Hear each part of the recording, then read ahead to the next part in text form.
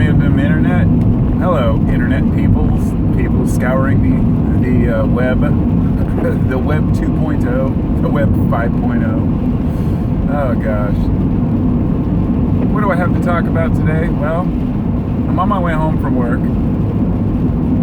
and often I intend on starting a video on my way home, but I usually don't because I'm distracted by driving. Today on the way home, I'm using my windshield wipers. And I'm using my windshield wipers for the first time since I got my car fixed. When I started my job building tiny homes in the spring, I remember a few months back, one of my wipers wasn't working, and I remember tightening it up and realizing it was just a nut. I was able to fix it pretty easily. And I hadn't really acknowledged it until just now driving home, that this is the first time I've actually had to use my wipers. And I'm driving along the Columbia River right now. Big, beautiful river with not a boat in sight. That's actually pretty rare out here. And I thought about, when I was leaving, I was telling my boss, I was like, man, it's already freaking almost 5:30, I'm out of here. And said, it sucks that we're going to be leaving in the dark now. And as many of you probably already know, we have the summer and the winter solstice, and which is generally on the 21st of June and December, respectively. So we have the winter solstice coming up in about 2 months now. And on that day, it's also known as the shortest day of the year, just like the summer solstice is the longest day of the year. And I was trying to explain this to my kids the other day, how the sun is generally straight up and down, and it will start to move towards the horizon and then it'll gradually rise again. It's kind of like the 3 days of darkness and the sun rises again.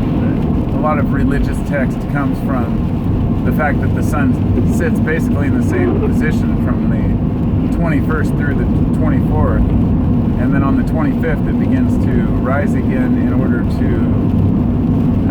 give us a new spring and a new summer. And I think about these rituals of nature every year, that I feel fortunate to live in a climate in an area where I really get to fully immerse myself in all of the weather. I mean, summers in the Pacific Northwest are generally mild, but they're still summer. And winter is, I guess, just such an interesting time to me, because it's like around October I start listening to heavy metal. I start listening to a lot more like heavy rock and roll. And I also get more motivated and feel almost more inspired. It's weird because, I always made the assumption in my mind that, summer's going to come and then I'll feel good again and I'll be able to go out and do stuff and I'll feel like going out and exploring. And yeah, of course I do, but just because it's warm out doesn't mean I'm inspired to do anything about it. Whoops, I honked at nothing. This horn is very, very delicate. So I don't know, it's just kind of I don't know if anyone else has that same experience with winter, that when it starts to come around you actually feel more inspired and start feeling like doing something. I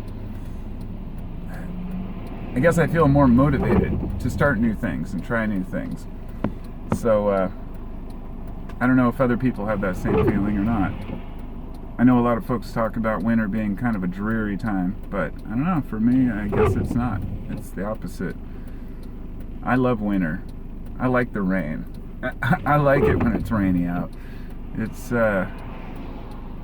cozy and comfy when you can sit there and sit by the fireplace, or hang out with family and friends and play games and drink eggnog and all that fun stuff. Anyway, I just wanted to ramble for a minute about the seasons.